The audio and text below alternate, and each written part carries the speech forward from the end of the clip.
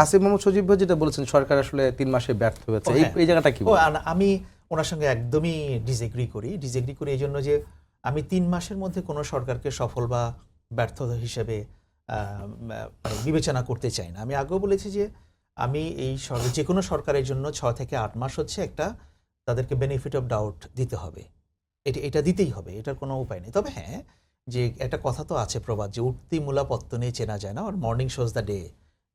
সেরকম কিছু ব্যাপার নিয়ে আমার মনেও কিছু প্রশ্ন আছে যে বিএনপি আসলে সেগুলো চায় কিনা। যেমন ধরেন, আমার মনে প্রশ্ন আছে যে বিএনপি আদৌ সংস্কারের ব্যাপারগুলো পুরোপুরি বাস্তবায়ন করবে কিনা। আমার মনে প্রশ্ন আছে যে বিএনপি দুর্নীতি নিয়ে তাদের মনোভাব কি হবে, কারণ আমরা দেখতে পাচ্ছি একটা দুর্নীতি দমন কমিশন ডিসফাংশনাল হয়ে আছে নতুন সরকার আসার পরে। এই কমিশনের কোনো অস্তিত্ব নেই আগের কমিশন রিজাইন করার পর। এটা নিয়ে আমার মনে অনেক প্রশ্ন আছে। আমার মনে প্রশ্ন আছে কেন একজন বিতর্কিত ব্যক্তিকে বাংলাদেশ ব্যাংকের যে আগে পদত্যাগ করেছিল তাকে এনে আবার ইসলামী ব্যাংকে বসানো হয়েছে। বাংলাদেশে কি একমাত্র ব্যক্তি উনিই ব্যাংকিং সেক্টরে যে ওনাকেই লাগবে? হ্যাঁ, কেন বিএনপি সরকার বিগত ইন্টারিম গভর্নমেন্টের যে ব্যাংকিং রেজলিউশন অ্যাক্ট যেটা ছিল সেটাকে পরিবর্তন করে যারা আগে লুটেরা ব্যাংক মালিকরা ছিল, বলা হচ্ছিল তারা শুধু ঋণগুলো ফেরত দিলে পরে হয়ে যাবে, তারা ব্যাংকে আসতে পারবে না, কিন্তু এই সরকার সেই আইনকে চেঞ্জ করে তাদেরকে ব্যাংকে ফিরে আসার সুযোগ করে দিয়েছে।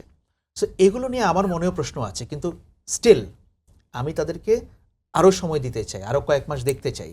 আমি হয়তো ধরে নিচ্ছি যে হয়তো এখন সরকার প্রথম এসছে, তাদের একটু সেটেল ডাউন করতে সময় লাগবে, অনেক ব্যাকলগ তৈরি হয়েছে, কিন্তু তারপরেও কিছু কিছু সাইন্স অ্যান্ড সিমটমস এগুলো ওনারা শুরুর দিকে ভালো দেননি, এগুলো না দিলেও হতো।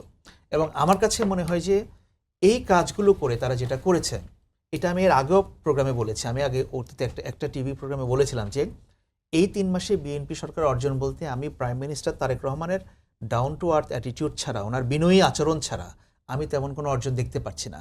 আমি আশা করব যে আমার এই কথাটা ভুল প্রমাণিত হবে, যে বিএনপির আরও অর্জন তৈরি হবে।